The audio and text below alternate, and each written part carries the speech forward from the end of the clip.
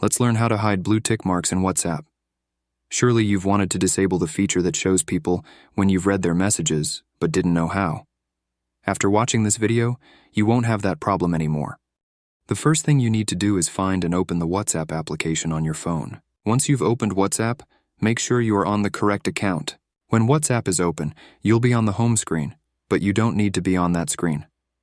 You need to go to the settings screen. You can open the settings screen by clicking on the settings option located in the bottom right corner of your screen. When the settings screen opens, you'll see many options.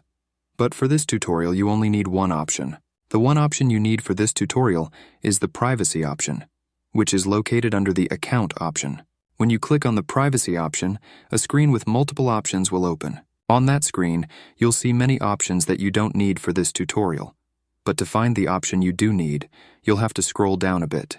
When you've scrolled down a bit, you'll see the Read Receipts option, which you need to turn off. Once you've turned this off, you've successfully completed the process of preventing others from seeing when you've read their messages. However, note that when you turn off this option, you also won't be able to see when they've read your messages.